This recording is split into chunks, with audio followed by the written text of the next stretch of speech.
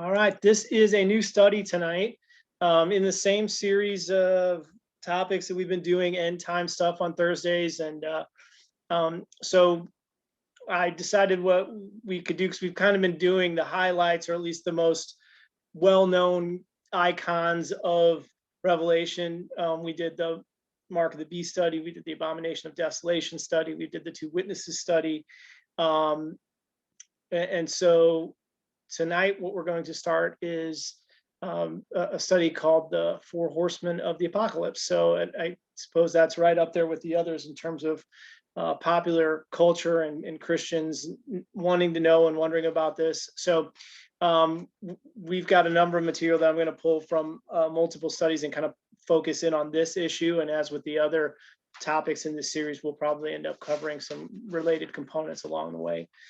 So I want to start with just reading the main text from this, from Revelation 6, and then taking a look at what some conventional views about this are that tend to be out there, and asking you guys at that point what you've heard. So let's read the verses, and then we'll go from there. Revelation 6, verse 1. And I saw when the Lamb opened one of the seals, and I heard, as it were, the noise of thunder, and one of the four beasts saying, "Come and see." And I saw, and behold, a white horse, and he that sat on him had a bow, and a crown was given to him, and he went forth conquering and to conquer. And when he had opened the second seal, I heard a second beast say, "Come and see." And there went out another horse that was red, and power was given to him that sat thereon to take peace from the earth, and that they should kill one another. And there was given him a great sword. And when he'd opened the third seal, I heard a third beast say, "Come and see." And I beheld, and lo, a black horse, and he that sat on him had a pair of balances in his hand. And when I heard a voice in the midst of the beast say, "A measure of wheat for a penny, and 3 measures of barley for a penny, and see that thou hurt not the oil and the wine." And when he had opened the fourth seal, I heard the voice of the fourth beast say, "Come and see." And I looked, and behold, a pale horse, and his name that sat on him was Death, and hell followed with him. And power was given unto them over the fourth part of the earth, to kill with the sword, and with hunger, and with death, and the beasts of the earth. So there's the main text of the Four Horsemen of the Apocalypse.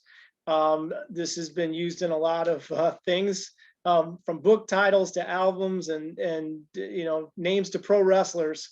The Four Horsemen have become sort of a popular icon of doom, and it's featured in movies and different takes and uses of this in fiction. And so it's right up there with the Mark of the Beast and the Antichrist as well known. So I thought it maybe deserved some consideration. And so let me do some summary of the conventional views, using some resources again that I just went and grabbed commentaries from blueletterbible.org. Some of the commentaries are dated, they're 20 years old or 10, 15 years old. I don't know if they represent, if there's been any advancement or anything in general in the premillennialist future eschatology camp of Christianity on this, where there's been new ideas or anything like that. But this is certainly, kind of what I've heard growing up. And so I guess maybe before I get into that, what have you guys heard? Is there something that you're familiar with, or that that let's ask it this way: don't repeat what I'm going to say in terms of what we've taught in other study takes on this, if you know what that is. But what else is out there besides some of the stuff that we've put forward? Anybody familiar with some of these? You mean in general Christian culture? Yeah, general Christian culture. Okay, that one of the horsemen is all of the coronaviruses. Right. Okay, that's a new one for sure. So all right. And that I did, when I laugh at that, it's because I didn't expect that to be said, but I'm sure that that's something that's out there. Yeah. Anybody else? Okay, maybe some of these things will sound familiar to people as we do it. I see Enoch's just joining us. We're starting a new topic tonight on the Four Horsemen of the Apocalypse. So that's kind of where we're at. It were you asking what are some of the horsemen? Sorry, I'm late. I was just getting. Oh yeah, no problem. Yeah, I just said, like, aside from our views, things you've heard us discuss before, what are some things people have heard in general out in the rest of like Christian culture about this? I've heard like, I think, some like the liberal movement, maybe some political faction or some sort of like liberal movement that this is the demise of, the world, the country. And so certain kind of political affiliations, I guess, have been, some people have associated with like the horsemen. And this is just part of the apocalypse time of, certain agendas, I guess. Okay. Not that I do that, but certain people. Yeah, I think that's probably out there as well. So let me go through kind of some of the things that are online and what I was familiar with growing up. As to the horsemen themselves, we have 4 of them. That the first horseman is either Jesus Christ or the man known as the Antichrist. So that's a pretty big sweep between Jesus or the Antichrist. I mean, that's a diametrically opposed options, and there are good reasons for why those two are included in sense of in Revelation 19 we have Jesus depicted as being on a white horse, and he's come to be the King of Kings. So maybe this is a reference to Jesus early on, his coming kingdom, or this is the Antichrist pretending to be Jesus on a white horse. And so that's sort of, I think, the basic reasoning behind those two. The second horseman represents coming of violence and war in the world. The third horseman represents famine and food scarcity and price manipulation and that sort of thing. And the fourth horseman indicates how much death there's going to be as a result of these types of catastrophes. And maybe other types of things as well, different types of sicknesses and animal attacks or whatever it would be. And so I think that's the basic framework. So sometimes you'll see people connect these first 4 horsemen and the things that are sort of associated with them with Jesus' statements in the Olivet Discourse. I'm going to read Matthew's version of this to see where people make this connection, that they're saying that really these first 4 seals are really just the same as the progression of events that Jesus lays out in part in Matthew 24, where Jesus says in verse 6, he's asked when will be the sign of the end of the age and his coming and all that. And he says, well, you're going to hear of wars and rumors of wars. Okay, so if there's a horse rider with a great sword who takes peace from the earth and brings violence so that people kill each other, maybe that's a reference to wars. And then he says, but don't be troubled, for all these things must come to pass, but the end is not yet. So whatever Jesus intends to be the end, it does not necessarily include the wars and the rumors of wars, that those are sort of the lead up to the end. And then there's questions about what the time frame scenario is. Is this over the larger course of history, or is this like just a few years before the end? Verse 7 says, for nation will rise against nation and kingdom against kingdom, and there will be famines. So there's something people say, oh, that's like the black rider, the black horse that has a pair of balances, and there's declarations about the cost of certain food substances and commodities. And then there's a reference to pestilences and earthquakes in diverse places. So, certainly war and possibly famine seem to have some correspondence to the riders, the horsemen, but pestilence, you'd have to work a little bit maybe to make a connection to one of the other horsemen, or to sequence it and I'm not saying it's impossible, but I'm just saying it's not as apparent as the reference to war or possibly famine. And then, yes, Revelation 6 does mention an earthquake in verse 12, but it's not referenced as part of the 4 horsemen specifically. It's a subsequent seal. It's the 6th seal, whereas the horsemen are correspondent to the 1st and through 4th seals. And so then we also have reference in Matthew's account and Mark's as well, to false prophets and then also to false Christs coming. So for those who take the first horseman to be the man known as the Antichrist, they see that connected to these other statements in Matthew or Mark about the coming of false Christs. So you can see some general connections there. And I don't mean, I'll tell you in a second that I don't really need to dispute like the whole of that, but I do think there's certainly more we can get, and I think there's some inaccurate things going on.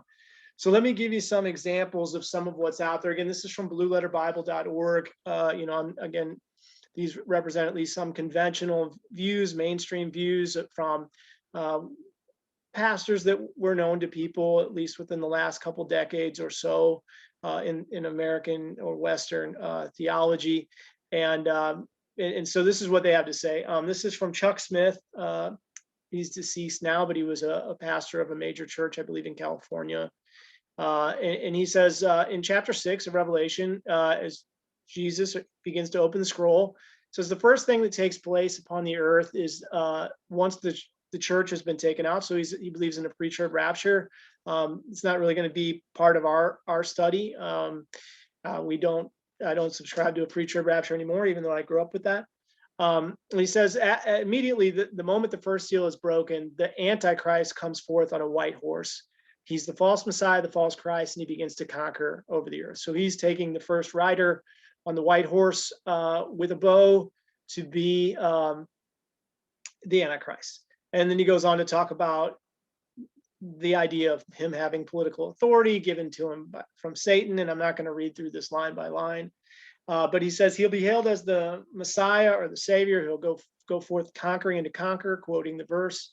And then he says the third horse unleashes famine, which follows war. So there's that what I mentioned earlier in the summary. And he says, I think that it will probably be a nuclear holocaust. So he's just speculating a little bit there about what it could be. And then he says a measure of wheat is about a quart of wheat, and a penny is about a day's wages.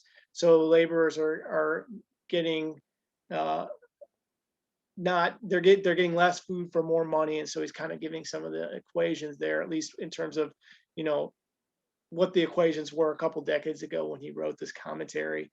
And then he says, as a result of these plagues, 1/4 of the earth's population will be wiped out. So we read earlier as we were reading through this that power was given unto them over a fourth part of the earth. And that is to say, power is given to death and hell, and presumably to these other horsemen. And so here he's taking fourth part of the earth to mean what? What does a fourth part of the earth mean to him?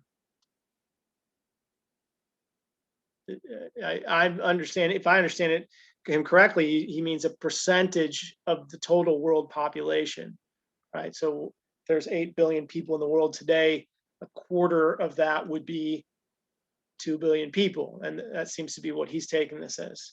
And he says, in the first 4 of the horsemen, or the second through the fourth, 1/4 or 1 billion people will die. He's using more antiquated population numbers. So the next quote here is from David Gusick, another commentator on Blue Letter Bible, or whose commentaries are on Blue Letter Bible. It says the first four seals will bring the 4 horsemen. The white horse brings forth a man of conquest. Behold, a white horse. This is a satanic dictator who imitates Jesus. So again, seems to be a human ruler in mind. Very likely the Antichrist in his view. He's given a crown. He rules with a bow, not a sword. He exercises dominion over the earth. He went out conquering and to conquer. He says you can tell how much a person understands about the book of Revelation and God's plan by seeing how they understand the first rider. Those who believe that this is a prophetic passage about future events yet to be fulfilled often take this rider to be the Antichrist as he is going out conquering to conquer. This would be a final satanic dictator over men as a false Messiah called the Antichrist. He says the red horse brings forth war and conflict. Another horse, fiery and red, went out and went and granted to him who set out to take peace from the earth, right? And then he talks about how there's been tons of war. The modern age in particular is filled with war, certainly war on a grand scale in terms of the amount of people involved and affected and the types of weaponry that we have. But this has been the case for 100-something years, all through the 20th century, certainly. And then he goes on to talk about the black horse bringing scarcity and inequity. I'm not sure that there was ever equity in the world, but I suppose that could be accentuated even more. The scales symbolize the need to carefully measure and ration food. Speaking of a time of scarcity, prices are 12 times higher than normal.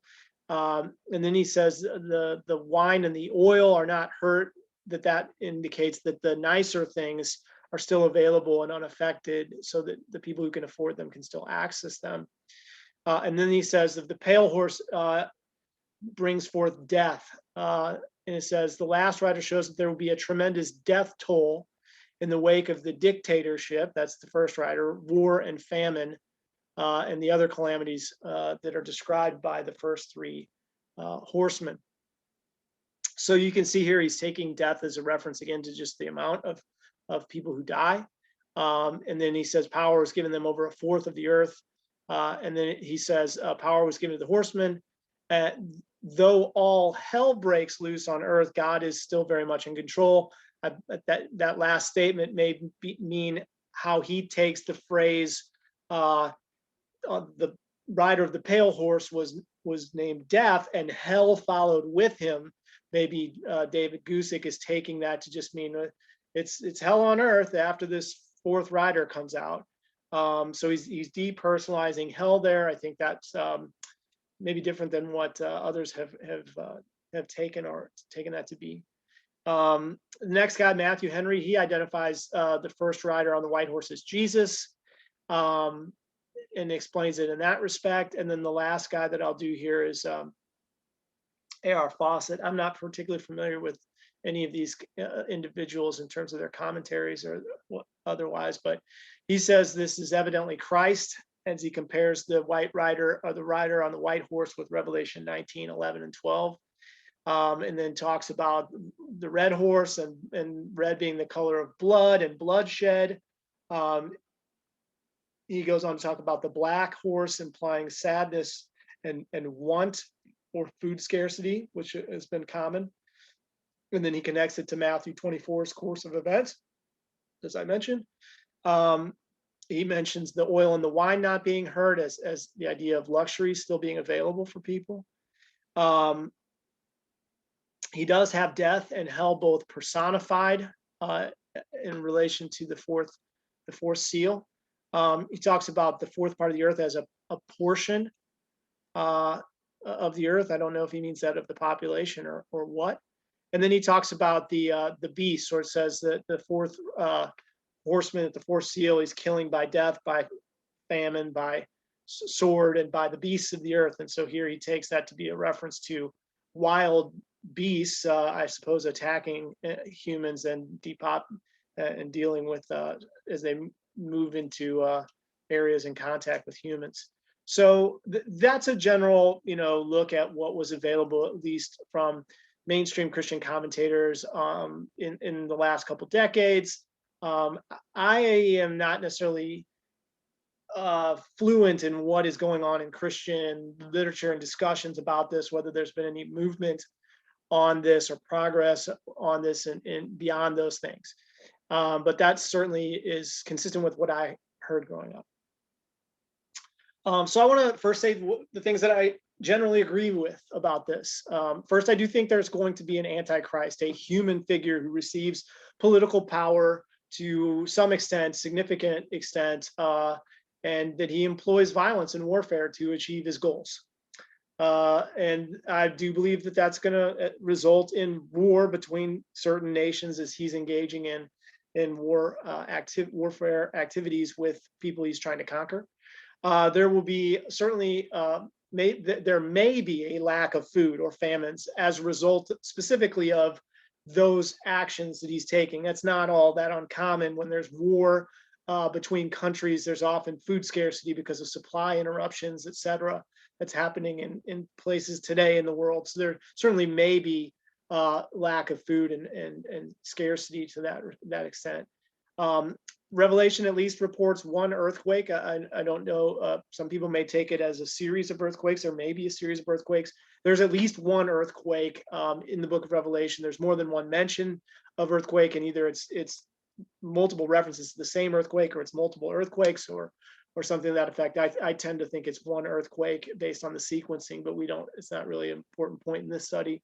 And certainly, there's going to be plagues, which maybe that's what pestilence is. There's going to be plagues during that period, either conducted by the two witnesses or mentioned in the references to the bowls of wrath. There's going to be plagues. So I agree with the general sense of it. So in that respect, I think that is going on. Now, whether or not that's what the four horsemen are actually meant to represent specifically, or if that's the extent of what the four horsemen are supposed to inform us about, that really is my interest, which is this the extent of what we can get out of the four horsemen? I don't think it is. I think there's a lot more to this that's packed in here that we can go through and get out of this. That it's not that the four horsemen are just a reference to, yes, there's going to be an Antichrist. Here he is. He's riding on the white horse. There's going to be war. There's going to be famine and food scarcity, and there's going to be, all kinds of other problems and plagues. I don't think that's the extent of what the four horsemen are and what it's meant to convey to us. And I'll talk about what else I think this is saying as we go forward to get a better idea. So I certainly disagree with the idea that Jesus is depicted as the first horseman. I think that's absolutely incorrect. I think all four of these horsemen are meant to signify evil things being conducted by evil parties. And I certainly wouldn't put Jesus in that category, but I'll explain why as we go forward, why I don't make that identification. So here's a list of questions that I want to cover in the study that I think have not been really addressed by the commentaries. They certainly may not have been intended to address this in a more deep way, but these are questions that I think many of us might have when we read this, or we might as we start studying it, and that I intend to address at some point over the course of the study. Are these horsemen human beings? And maybe they're not riding horses, but are they depicting human figures conducting activities? As we can see, if you think the first horse is the Antichrist, then you think at least the first horseman is a human being. Does that mean that the second horseman is a human being, the third horseman is a human being, the fourth horseman is a human being?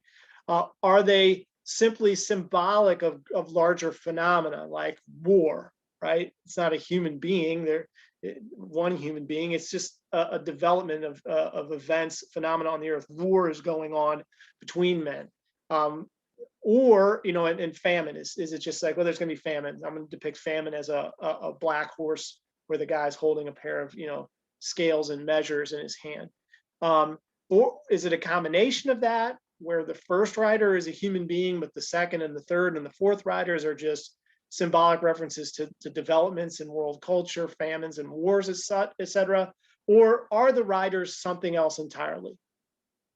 I'm going to argue that they're something else entirely, and that they may, be related to human activities, in particular humans, such as the Antichrist, but that the Antichrist is not depicted as one of the four horsemen, and that these are not merely symbolic references to, war or famine. And I'll explain why as we go forward. I want to know what the meaning and significance of verse 6's declarations about the cost of commodities is. Is this just basically a statement from 2,000 years ago that says, here's how much bread is going to cost, but don't worry, oil and wine isn't going to be affected? Or is this got a symbolic meaning to it? We have to figure that out. Maybe it is just a straightforward statement, or maybe it's both. Is there any significance to the colors of the horses, right? Why these colors? Why would these colors with these particular horsemen? I don't know. There may not be. What about the items that they're having associated with them? The first guy on the white horse has a crown and a bow. The red horse rider has a great sword. The third rider on the black horse has balances or scales, you might say. And the fourth horseman, he's got a pale horse and he's followed by hell. He doesn't really have any particular items in his hand. Along with that, we have the question of how many horsemen are there? There's certainly at least four, but then we have this reference to hell follows with death. So is hell another horseman? Is he like a fifth horseman, or is he one of the other horsemen? Like what's going on there? How do we make sense of the fourth horseman being given power with hell to kill with the sword, with hunger, with death, and the beasts of the earth? I mean, aren't the first three beasts at least inclusive of war and hunger? And the fourth rider's name is death. So what does it mean when it says, it's weird to say, like, the first guy, he's riding on a white horse, he goes forth conquering and to conquer. Second guy brings war, the third guy brings famine, and the fourth guy brings, his name is death, and he brings death, famine, and war. It's kind of confusing. It seems a little potentially redundant. And so I want to know what that means. Is the mention of the beasts of the earth in that verse a reference to wild animals killing humans, or is it a reference to something else? So what's the connections here? And so my hypothesis is that the fourth horseman, and with him this reference to hell, death and hell, are being said that they have been given authority over the fourth part of the earth, which includes sort of a larger authority over the other riders and the effects that they have, and whatever the beasts of the earth means. And we'll talk about that. So what is the significance of the fourth part of the earth? Is this, there's a couple of different things that this could mean. Why is only a fourth part of the earth given to these horsemen? Who has power over the other three out of four parts, whatever you want to, however you want to say it? Is this a reference to a percentage? Like, a fourth part is usually taken to be 25% of the whole. So as we saw in the commentaries, if we have 8 billion people today, a fourth of 8 billion is 2 billion. So that's 25% of the whole. Or is this a reference to a specific geographical region, right? Or both, right? It could be both, right? If I took a pie and I divided it into four and gave you one of those four pieces, you would have a specific section of the pie, and that would be 25% of the pie. You wouldn't be taking 25% out of pieces all over the pie. You're just getting a particular section. So, there may be some, use to figuring that out.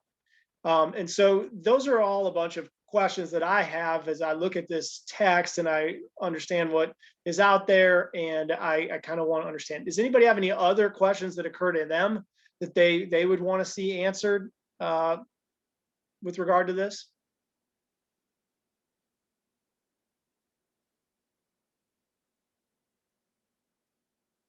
Okay. So I want to start to unfold, and look at some of this stuff. And I'm going to start with starting in different places, but I'm going to start with the fourth seal and the reference to death and hell. In most English translations, they're translated with capital D and capital H, which is not normal. When we talk about death as a phenomenon that occurs to mortal human beings, we do not typically capitalize it. When we talk about hell, we usually don't use it as a proper noun, although I suppose it could be if you're using it as a reference to a place. But we often use it as the idea, as even some of the commentator, at least one of them, seemed to take it as sort of like, just things are awful, things are horrible, it's a nightmare out there, it's hell.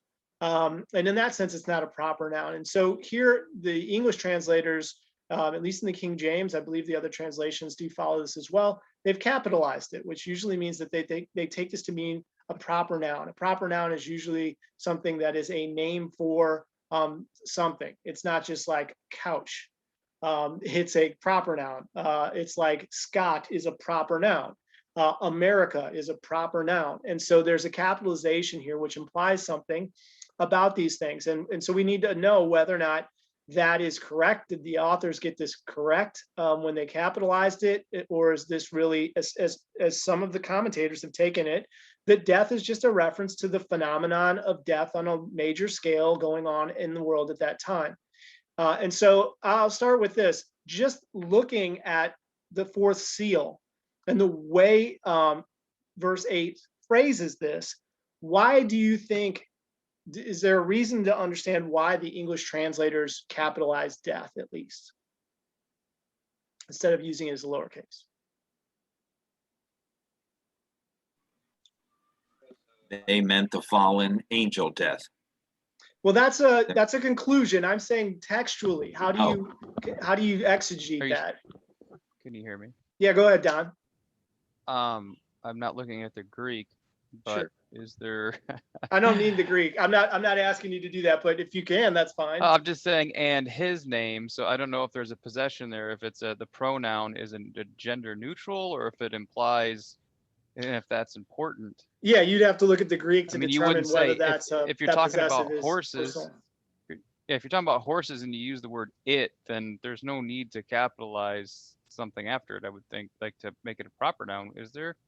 Or I guess, well, the thing that's sitting on him, excuse me. Yeah, the horse isn't named what it Death. is. It's not like the winner of the Kentucky Derby that year's name is Death. Gotcha. Yeah. So No, that's kind of, I think you're kind of onto something there. Enoch, were you going to add something? Yeah, I was just going to say the same, similar to that, the pronouns that use like his and him, but also the reference where we see other textual parts of it about how death is described as death is thrown into the lake of fire, Hades is thrown into the lake of fire. So other passages throughout Scripture tell us that there's something more than just, how does the place hell itself. I mean, obviously Hades is what the Greek term it would have been. But even if you look at the Old Testament, where it talks about different things with death, you made a covenant with death. Yeah. But I think there's some descriptions about death in Hades that seem, if it was just a concept, it'd be difficult to say, how do you put in death in the lake of fire and all that kind of stuff. Yeah, I mean, and I agree with you, and I agree with the conclusion I think you're getting to, but I know that people have, possibly said, well, it just represents the end of death. But if you, as you're saying, and I think this is valid, I think this is reasonable. I think it's the most reasonable thing, an observation, which is present right here in verse 8, which is, if it's riding a horse, it's not a concept. What rides horses? People. There's nothing else that rides horses except beings. Jesus rides a horse in Revelation. Other people ride horses today in history. So when you see something described in such a way as that it's riding a horse, then you tend to think of it as a being, in which case, if it's referred to as death, you're going to capitalize it. And so we need to know whether that's a figurative reference, that they're just sort of personifying it for the sake of, a literary device, or is this meant in some way as an identifier for a being? And the interest, so that would be in contrast with one of these commentators, at least, or two of them, that said, it's just, there's large scale death going on. A quarter of the population's killed. And let me just finish this thought though. When you take the first rider as the human Antichrist or as Jesus Christ, you recognize that these riders are personal beings. So when you get to the fourth rider and he's called death, then you to be consistent, you would probably go, okay, this is a reference to a being. That's not a reference to a phenomenon or an event or a concept. Go ahead, Enoch. Yeah, I was just going to add on that final line in that passage too, that death and Hades, follow with him. But it talks about, and they had given the power to kill with the sword, with hunger, and with death. Seems weird to say that, the concept of death has the power, and then one of the things to do is death. It's kind of redundant, but it's like, you're right. Death is given the power of death. Well, is it the concept of death gives the concept of death? It just doesn't seem to make sense. And as you said too, they're given power here, right? There's a word here in the Greek that means authority. It's exousia. We'll get to the lexical number 1849 in the Greek, but it literally means like governing authority. Like that's its predominant use. And it's used in the Bible. It's used of Jesus. It's used of Roman rulers. It's used in Revelation. And when we see it in Revelation, it is meaning that someone has governing, ruling authority. So when you see something that has governing, ruling authority, and you see that it's riding a horse, and another one of these riders is also given a crown and conquers and has a bow, you start saying, okay, either all of this is figurative language, that none of it is referring to beings. So it's not about the Antichrist or Jesus in the first rider, and none of this is about actual human beings or spiritual beings of any kind. Or they're all likely to be some kind of spiritual being, whether human or angelic, or in the case Jesus, right? Enoch, what are you gonna say? Just one funny, this kind of lighter point to this, and I don't mean to get ahead of you on probably what you're going to do, but this angel of death is very common in the world. It's talked about the angel of death or the death many times, but really, if we put it all together, if we believe that, the one riding on this horse is the Grim Reaper. You know, it's in a sense where people kind of think, you know, the angel of death is coming. The Bible talks about this angel of death or whatever, but it's terms that he's gone by in different ways. This could literally be kind of what some people have kind of in other, you know, memes and what ways that they've done the Grim Reaper. I'm just saying that's kind of the same backing of that same person. And that's often how you see it when it's depicted in some sort of picture or illustration, that this one rider essentially looks like the Grim Reaper. He's, you know, sometimes they'll have even a hood and a sickle, like he just looks like the standard version of that.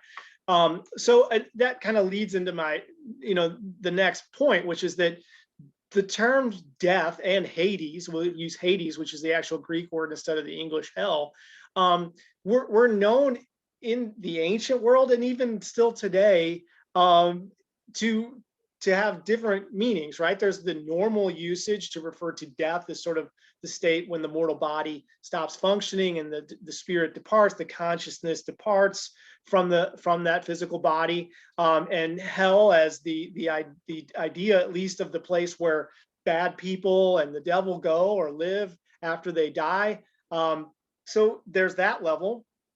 But as Enoch was saying, there is not just this sort of fictional modern pop idea of the Grim Reaper, like pop culture idea, but there is this pervasive ancient world culture idea of the god of death and the god of the underworld, who for the Greeks was known as Hades. So the name for the god of death, by the way, in Greek culture was Thanatos.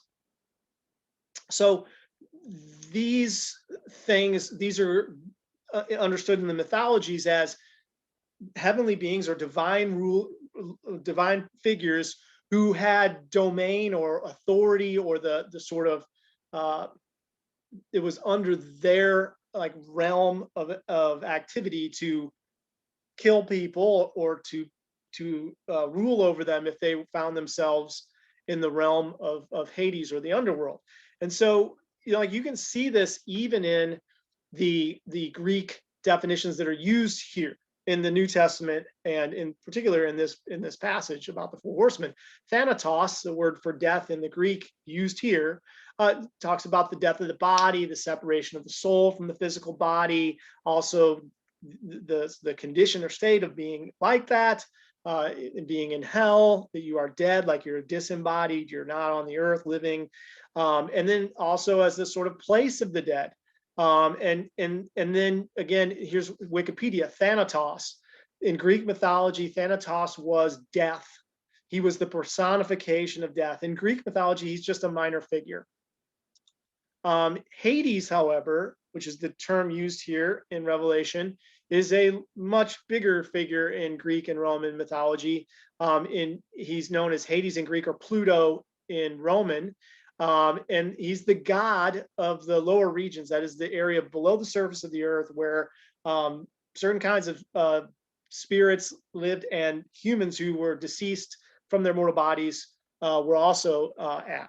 And so it'll tell you that in the lexical reference, just knowing how this is used in general in Koine Greek in the New Testament, and outside of the New Testament as well in the world, that Hades was both the name of the divine being that ruled the underworld, where the dead were at, and a reference to the name of that general location. It's not that uncommon for rulers, at least the progenitors of things in the Old Testament, to have places named after them, right? Israel is a nation, it's a land today named after the patriarch who's like was over those people, right? But the concept is fair, and so the New Testament has this, and the Old Testament has it. Death in the Hebrew is maveth, and one of the first listings here in any lexicon is death personified.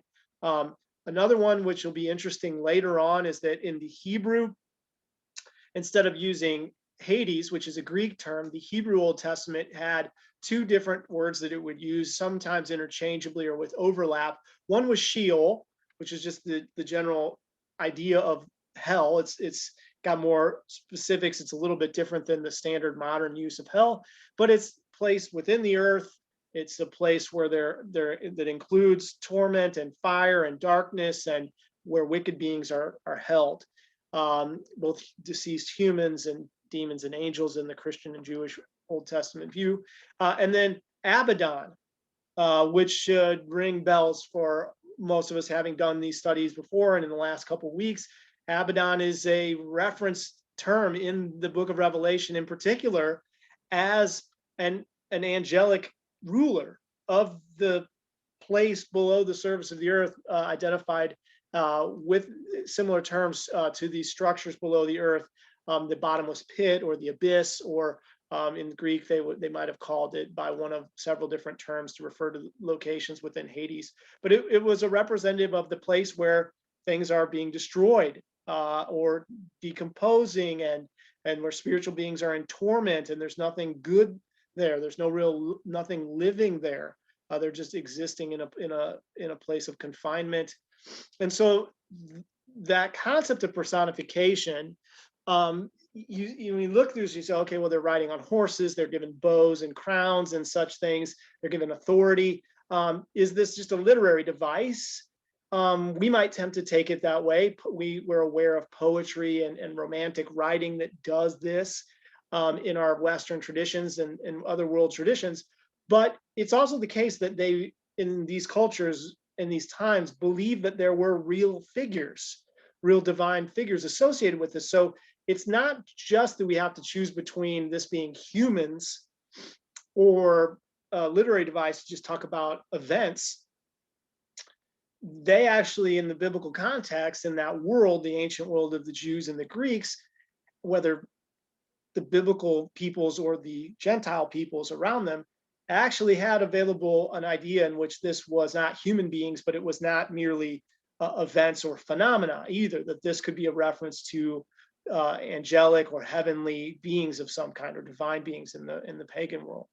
And so the Bible is aware of that, and it in fact validates that use, that understanding of death and Hades as not just personified gods to the Greeks or the Romans or some other world culture, but actually to the Jewish Christian community.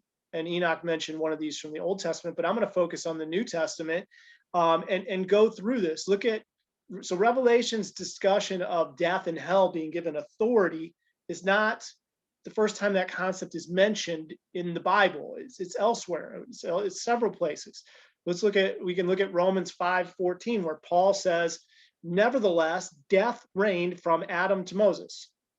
He goes on to say that we will reign, that Jesus reigns, and here he says death reigns. Now, entirely possible that he just means death is a concept of spiritual death and separation from God and more immorality and sinfulness.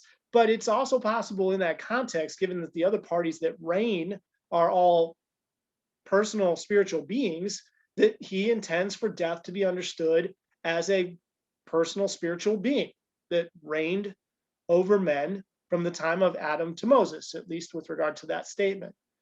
In verse 17, he says, if by one man's offense, meaning Adam, death reigned by one, much more they that receive abundance of grace and the gift of righteousness will reign in life by one, Jesus Christ. Romans 6:9, knowing that Christ has been raised from the dead, he dies no more, death has no more dominion over him. Now, again, that could be just a figurative way of saying Jesus can't die, can't physically die, but it can also be in context a reference to a spiritual being who has some kind of dominion or purview or responsibility related to the authority of the death of mortal men. Well, that's just available. We'd have to see if that makes any sense and what else there could be to it, but it's certainly something that could be indicated here. And that's just from Romans. If we get a little bit into some of these other verses, I think we're going to move beyond this being merely a possibility, and we'll see how that goes. But look at 1 Corinthians 15:26. The last enemy that is going to be destroyed is death. Okay, so that, again, maybe it's figurative, it's just saying death is working against us and God's going to overturn that and get rid of death. But in a typical sense, an enemy is a personal being that opposes you and works towards your ruin or destruction.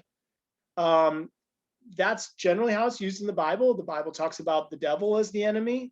In fact, that's what the term uh, uh, Satan means, is the opposer, the enemy. So look at 1 Corinthians 15:54. It says, when this mortal body has put on an incorruptible body, then will be brought to pass the saying that is written, death is swallowed up in victory. Now, that's a quote from Isaiah 25, verse 8. Again, could be just a figurative reference, but it could be a way of saying that we are overcoming this being that has the authority of death. And that may seem strange, but it won't in a second when we get to Hebrews. And then again in verse 55, oh, death, where is your sting? Grave, where is your victory? Right? And quoting from Hosea. So look at, we're going to go to actually Hebrews 2, and we're going to read some verses here that I think make it a little bit more difficult to just say, oh, well, this is a poetic reference here. So here's the author of Hebrews. I think this could very well be Paul. Some early church writers thought it was Paul. It's not really important, particularly who it is, but look at this discussion. He says in verse 5, talking about Jesus Christ and explaining this, he says, for unto the angels God has not put in subjection the world to come. So that implies a couple things potentially. One is somebody's in charge of the world now, because he's made a distinction between the world to come versus the world that is, the age that is versus the age that is to come. And angels aren't going to be in charge of the future age, which could very well imply, and I think elsewhere we'll see, means that the author's understanding is that angels do currently have some kind of authority over the world now. And then he says, is he going to explain who is going to have that? And he says, in a certain place, he says, what is man that thou art mindful of him, and the son of man that thou visited him? You have made him a little lower than the angels, and have crowned him with glory and honor, and did set him over the works of your hands. And he says, thou hast put all things under his feet. Now, this is not just talking about humans in general. I believe he's talking specifically about Jesus Christ here. But he says he has put all things under his feet, and in that he has put all in subjection under him, he has not left anything out, but everything is going to be under his authority. But we don't yet see all things being under his authority, but we do see Jesus Christ, who was made lower than the angels to become mortal. He says, for the purpose or the ability to suffer death, right? He can only suffer death if he's a mortal human being. He has been crowned with glory and honor through the resurrection and his ascension and being seated at the right hand of the Father. And then by the grace of God, he would taste death. He would experience death for every man. And it says, for it became him, it was something Jesus did, for whom all things are made, by whom all things were made, in bringing many other sons to glory, to be the captain of their salvation through going through the sufferings. For he has sanctified, for both he that sanctifies and they that are sanctified, all of one, for which cause he is not ashamed to be called their brethren, our brethren. He's flesh, he became flesh and blood, so he's our brother. He's a human being. And then he'll explain this further, but he goes, again, I'm going to skip down to verse 14.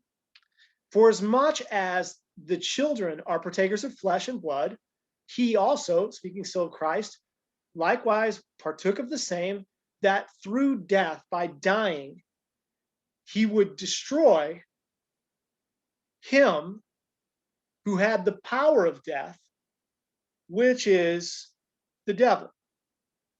So, and this is something stated elsewhere in the New Testament, I think, just as plainly, which is that by dying on the cross, sinless, Jesus took the authority that the devil had to bring about death to mortal sinners. He took that away from him. He defeated him. Revelation in chapter 1 indicates similarly, and so does some of the other writings that Paul has. So, but look at how specific this is. Jesus becomes a mortal human being like the rest of us, that he should die so that he could die. And the purpose of being able to die and dying was that by dying, he would destroy or defeat, disempower the being that had the authority of death, which is the devil. I mean, I couldn't have written, that is the thesis I'm arguing, ultimately, that death, the fourth horseman, is no mere reference to general bloodshed and death on the earth. This is a reference to an actual spiritual being. In fact, Hebrews seems to identify this for us very simply as the devil. It's one of, or the, I would think it's the chief satanic angel. And in even this chapter, it's talking about all things being put under the feet of Jesus Christ, has a sense of fulfillment of Genesis 3:15 statement, where God says about the serpent and the woman that they're the seed of the serpent and the seed of the woman are going to be at enmity. They're going to be fighting. They're going to be enemies to one another. And that ultimately the seed of the woman is going to crush the head of the serpent under his feet. And this chapter starts out talking about under his feet. They're under his feet. And so does Ephesians 2, talking about Jesus being exalted and all things being under him in heaven. All principalities and powers are under him. In Ephesians elsewhere, he talks about how there's in heavenly places, spiritual wickedness, principalities and powers. This is an idea that we see in Daniel as well, that there are angelic principalities that rule in heavenly places. Even in Revelation 12, the devil is in heaven until a point very near the end. At least one of these devils is still in heaven. I think it's the chief adversary. And so here, quite clearly, Hebrews is indicating, if we took Hebrews with us into Revelation, we would come away the possibility that the fourth rider is the devil himself, identified there as death. And if that's the case, it strengthens even further the idea that hell or Hades is likewise an angelic being, and we would want to then begin to piece that together, which we've already seen some clues. I'm going to hold off just a second on making that identification. We'll probably get to it next week, but I do want to read some statements in Revelation that mention death and hell and see if they support this idea that these are references to spiritual beings, angelic beings. I'll be more specific, satanic angels, the devil and others, at least one other, that are referenced here. So look at Revelation 1:18. Jesus says, I am he that lives, and I was dead, and behold, I am alive forevermore. And I have the keys of death and hell. The keys dealing with phenomenon that occur and a place where people go. Okay, I mean, I get that. You know, prisons have keys, but death is a concept. It's an event. It's a state of being. It also makes sense in the sense that hell being a place, that there's a ruler of that place. It's always a guy who holds the keys, and that he took the keys from that guy. And that similarly, there's a guy who holds the keys to death, and he took the keys from that guy. And that's what Hebrews says. Jesus died so he could take the keys from the devil. Keys of death, this authority that's vested in him over mortal sinful men. Revelation 6:8, we just read this. This is the one we're talking about with the fourth horseman. And Revelation 9:6, I'll skip it. We'll get to it later. Men will seek death. They will desire for death, but death will flee from them. Revelation 20:14, as Enoch mentioned, death and hell were cast into the lake of fire. Well, what is cast in the lake of fire? Everything else that's cast into the lake of fire appears to be spiritual beings. Angels are cast in the lake of fire. Wicked humans are cast in the lake of fire.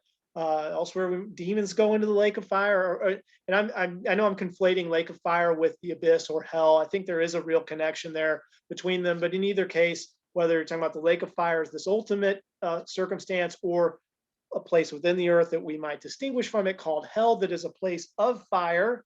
In either case, what's cast into these locations, what's contained within them, or they're punished within this, are spiritual beings. And so we keep seeing these reinforcements of the idea that this is not merely a reference to large-scale human death or a phenomenon or a concept, at least several of these writers now seem to be clear references to spiritual beings. Again, I'm going to say angelic beings. That's what I think they are. And so, in Luke 8:31, there's these demonic spirits that have possessed someone, and there's a bunch of them, and Jesus is going to cast them out, and he casts them out, and it talks about them being cast into the abyss. And so what is cast is usually a personal spiritual being. And then we'll talk about Revelation 9, verse 1 and 11, and Revelation 20, verses 1 through 3, where we're dealing, certainly in Revelation chapter 20, with the devil himself being cast into the abyss and coming out. And then, of course, chapter 9, verse 1 and 11, and also chapter 11, 7 mentions something else that comes out. So there's Revelation 17. So when we talk about all this and we think about it, let me just look down and see. Okay, I'm almost done with where I want to get to tonight. We won't go too long. This fits into a larger set of biblical information. The devil and his authority. The devil has authority. He's depicted as having authority. Looked at, or at least I've mentioned several verses that people can look up in other places in Ephesians and Romans about angels and rulers and principalities and powers and heavenly places that are wicked. The devil's still in heaven in Revelation 12. He's not cast down till just before the final 3.5 years, based on that text. In Luke 4, when Jesus is tempted, the devil is tempting Jesus, and the devil says, "I have authority." He uses the same word there as is used to describe what is given over the fourth part of the earth to death and hell in Revelation's fourth seal in chapter 6. It's exousia, and so he says, "I have authority over the kingdoms of the earth. I can give them to whoever I want to." Right? And then in Revelation 13, we see the devil gives his authority, same word, to the beast. And we know that the dragon, the devil, and Satan are interchangeable terms based on Revelation 12 and 9. So when we see the dragon or the devil giving power or authority to someone, this is validating that this is true. Like, this is what Ephesians is talking about. It's what Daniel's talking about when it mentions angelic principalities over different nations, the Persians and the Greeks at the least, and Ephesians 6:12, etc. So then we get to this issue of, talked about hell, we talked about death, and we talk about hell. In Revelation 9:11, we get into Revelation 9 and what's going on there, but the bottomless pit is open. There's a key given, and the bottomless pit is opened, so that out of that pit come various beings, spiritual beings of some kind. I think angelic or demonic spirits that have been enchained or kept down there, chained down there. And it says in verse 11, "And they had a king over them, which is the angel of the bottomless pit." So this spiritual figure is the kingly ruler, an angelic king who rules over the bottomless pit, in whose name in Hebrew is Abaddon, which is why we see that in the Old Testament, the word Abaddon, as the lexicon that they indicate, is used to refer sometimes to the being that has power over it. This is essentially saying that the Romans and the Greeks and other world religions had various gods and various figures. And we already know, generally speaking, from the early church, but from the New Testament and the Old Testament, that angelic figures and demonic figures, particularly angelic figures in this case, set themselves up to be worshipped as gods by the various nations that they were associated with, or by all nations. And so all nations have a god of death, or they all have a god of the harvest, or the god of the moon, or the god of the sun. And they use different names in different places. And the Hebrews had an understanding of how this worked, and that for the Hebrews, these were not really truly God. They were just created angels, but they had this kind of authority. They're identified with it in the scripture, and they're given identifications. And one of the terms in the Old Testament for hell was Abaddon, and it was also the name of the angel that the Hebrew or Jewish people identified as the authority that ruled over the place of the dead, the place within the earth where wicked angels, demons, and dead humans resided. And so that's Revelation 9:11 is talking about an angelic ruler of the place of the dead within the earth, known in Hebrew as Abaddon, but the Greeks knew him as Hades.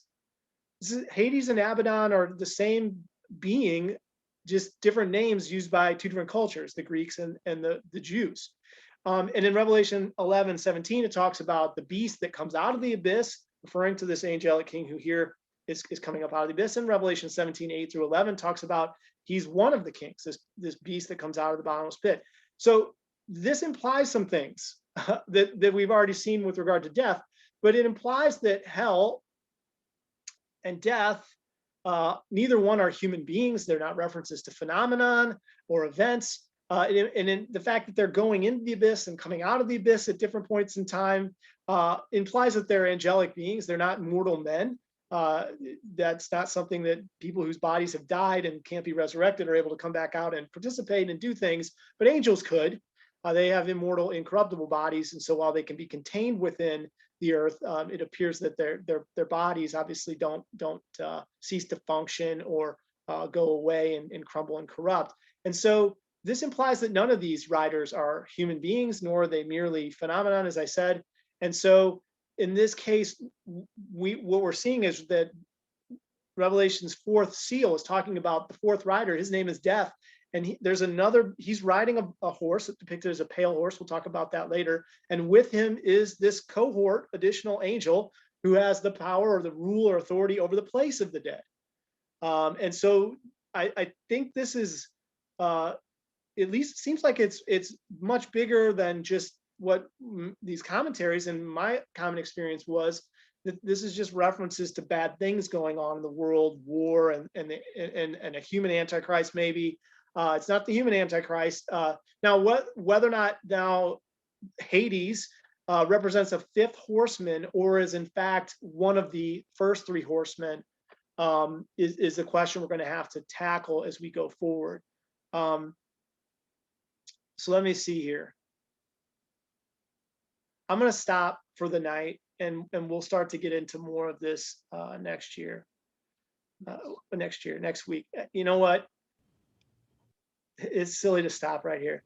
So here's my next question. Does death and hell, do those terms prior to Revelation 6 suggest the meaning that this is angelic beings, right? Consider again 1 Corinthians 15:26, where it says, the last enemy to be destroyed is death. Jesus identifies the devil as the enemy. That's what the term devil means. Hebrews 2:14, the devil has the power of death. So what's the last of the satanic enemies to be defeated? The one that has the power of death. And we see that sort of in some of these statements in Revelation. We can see ultimately, while Abaddon or Hades has already been placed within the abyss at some point in the past and is released at the end of the age, when the devil himself is cast out of heaven with 3.5 years left to go, the devil's still up there. The devil who has the power of death is still in heaven. And so he is himself not placed in the abyss until the end of the final 7 years and Christ returns. And then the devil is thrown back he's now thrown in the abyss, and Hades is thrown, arguably going to go back in there with him. They're both going to get chained up for 1,000 years. And then the devil's going to get released. So there's this catch and release situation going on with these angels regarding being incarcerated in the abyss. And when we read through that, and then we get to chapter 20, we see that after the devil's released at the end of the 1,000 years, he brings about a final revolt. We'll talk about him going to the four quarters or corners of the earth and that, because it ties into some other stuff. And then it says that after that, there's this great white throne judgment, and everybody's judged within heaven and hell from the books, the small and the great, that everybody's judged. And then at the end of that judgment, so everybody's excavated from hell. They're in front of the throne for judgment. And then what happens after the judgment is over and judgment has been rendered is that those who have been judged worthy of condemnation, they go into the lake of fire. And then there it says death and hell are cast in the lake of fire. So they're in the abyss, and then they're brought up for judgment, and then they go into the lake of fire. So there's this in and out situation going on with these guys. But this explains something that when you know that Jesus, when you've concluded or accepted that Jesus has secured your salvation, he's reconciled you with God, and that you're going to be resurrected, you accept the idea that when you die, if you die before Christ gets back, you get to go be with him in heaven, right? You don't go to hell. What most Christians don't realize is that prior to Christ's death and resurrection, The biblical understanding was that even the righteous went down into the earth to a place where they were held. For them, it wasn't a place of torment. It was separate from the place of torment, but it was a place where the righteous dead just rested and waited for a point in time where they would be redeemed from hell. And so when Jesus dies and then he rises from the dead, there's a report in Matthew that the bodies of many saints came out of the grave at that point in time. And so now the New Testament reports, like Paul says this, when to be absent from the body now is to be present with the Lord. But Jesus had said previously that Abraham was in a place within the earth where he and this rich man who had died were able to see each other. They're in the same general location within the earth, within Sheol. That's the Jewish concept. And so what happens is when Christ dies and rises from the dead, he takes the keys to death and hell. Hebrews explains that we don't yet see all things in submission to the authority that Jesus now has, but we do see this effect. No longer do righteous people have to go into a place of waiting within the earth, but we still die. So it's kind of like, why one and not the other, right?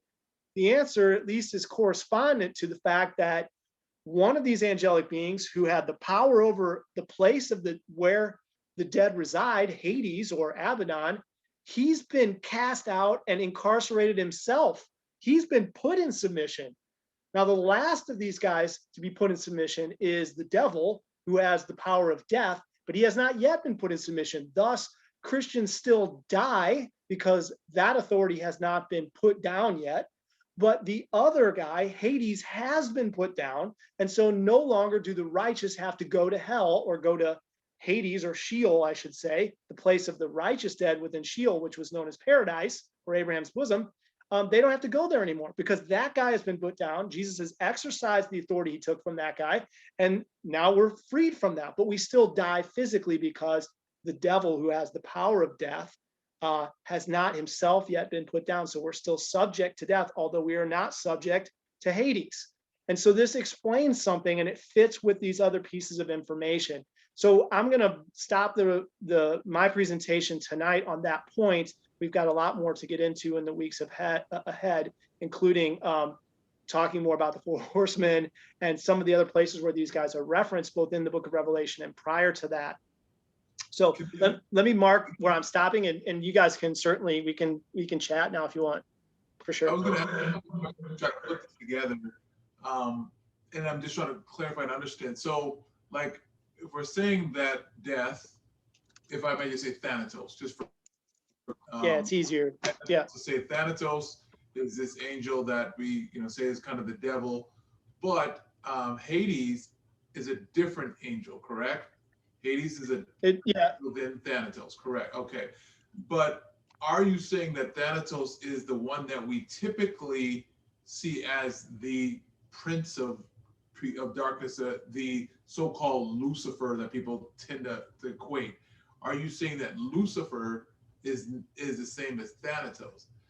The only thing I would say that is there a possibility there's a third, meaning that this so-called Lucifer would be a different angel, because when we talk about death being bound, not yet, and we still see death occurring because he's not bound, but in the millennium, when if you say death or Thanatos is bound, death still occurs during the millennium, but it's imposed at that point, I think, by Christ. By Christ, okay. So then we say that. So the office of death, or the function of death, can still occur without this angel, but who's implementing it then? Right. Jesus is administrating it, and his officers and those ruling with him. As it said, the world to come has not been put under the authority of the angels. It's under us, and the authority that they had, which is vested now in Christ, will be conducted by Christ and those ruling with him and reigning that 1,000-year period. So yeah, you're correct. And I think that's an astute observation, and it just happens, I think, to work very well. And I do want to say that I think maybe people might work out, the identification system. There certainly are two of these guys. Which one is the chief devil or Lucifer, I'm not dogmatic about it. For me, it's simple, and to work it out this way, and this is what I think makes very easy sense, that Thanatos, or death, is Lucifer, the chief adversary, and then he's got a very close, high-ranking second who's known as Abaddon or Hades or Apollyon, and that's how that I work it through that. Previous study, when you said about how the previous prince of Rome that was bound after Christ, that is released from the pit or whatever, is this death or Thanatos. But if he's being released from the pit and Hades is following him from that, we know that, I guess at least I believe that the devil, or Lucifer, so to speak, this person seems to not be bound during this period right now. But this angel that's coming out, who was part of the previous, I thought we were saying that was destruction. I don't know if I said this wrong previously, but let me just say it clearly, if I can, just to make sure it's recorded this way. I believe that Lucifer, Thanatos, again, not his actual names, the devil himself is still in heaven and has not been incarcerated or put down or cast out at this point. I believe that Hades, Abaddon, Apollyon has been incarcerated and cast out and imprisoned in the abyss. And I think that Hades is the patron ruler, or let me put it this way, was the patron angelic ruler over the Roman Empire. Thanatos, Lucifer, the chief adversary, I believe he will be the ruler of an empire that will cease become important at the end of the age, but he is not in the biblical periods, that is up to, say, the book of Revelation, identified with a specific historical empire in particular. Daniel presents a part of what seems to be a series of 7 empires. The Revelation implies that it indicates directly that it's 7. And so we would have to go, and we will do this in the study, plot, okay, do these angels that are the 4 horsemen, death and hell in particular, do they correspond to the 7 patron angels who satanic rulers or princes over these empires that Daniel and Revelation seem to be referencing? We'll do that. But just the preview is that I think Hades, or Apollyon, is the patron god, or was the patron god, of the previous Roman Empire of ancient Rome, and that Lucifer, or Thanatos, the chief adversary, who is still in heaven and has not been incarcerated in hell, has yet to essentially preside officially over an earthly empire, but he will, I think. Okay, so that's you're saying that Apollyon is Hades. When I'm reading it, it says that Apollyon comes out, or no, destruction, or Abaddon is coming out, and he's followed by a separate character called Hades. No, so I don't know why you're reading. I'm reading it as the devil is death. He's in heaven, and he comes down and releases Hades, Abaddon, Apollyon. It's the same guy, and then Hades follows death, like the guy who let him out. That's the way I take it, for what it's worth. So death, Thanatos, is different from Apollyon. Yes. Yeah. Okay. Apollyon is Abaddon, is Hades, is hell. That's all the same guy. Separate, distinct from Lucifer, is Thanatos, is the chief adversary. So that's how I got it. Could you pull up the verse again that you just had up, or scroll up just a bit? I just want to see the verse and see how I'm reading that. Which one are you talking about? Yeah, that one right now. And they had a king over them, which is the angel of the bottomless pit, whose name in the Hebrew tongue is Abaddon, but the Greek tongue has his name Apollyon. And so he's released. He's in the abyss. He's released. We'll talk about who releases him, because there's a star that has fallen from heaven that is given the key to the bottomless pit, and he releases him. And I think that is effectively ends up being Thanatos releasing Hades, death releasing Hades, if you will. In Greek mythology, they do have a kind of king of the underworld, like they call him Hades, in some of the Greek mythology, he's this fallen titan or god or whatever that's down there, over it. So it seems to fit that there's this ruler of hell or whatever that is being released. But it just seems that John said to say that the Greeks call him Apollyon, or Apollo, which is two different gods in the Greek language, from Apollyon to Hades, is I guess two different things. But yeah, I think I see. I mean, you could say, okay, well, he's not called Hades, he's called Apollyon. So Hades and Apollyon have to be two different people, two different beings. And I understand that argument. I think that there's a reason that John switches to Apollyon. He never uses that term. It's never used elsewhere in scripture either. It's kind of a novelty to throw this term out. Elsewhere, we constantly read about Hades. Abaddon is Hades. Like we know that those are functionally equivalent between Hebrew culture and Greek culture, and the novelty is Apollyon. And there's a reason that I think Apollyon is used here, because the Roman god of the state, they identified Apollyon with that, and there's an association that Apollyon has with what was his sister god, which is known as Artemis, which I believe is also referenced in Revelation peripherally.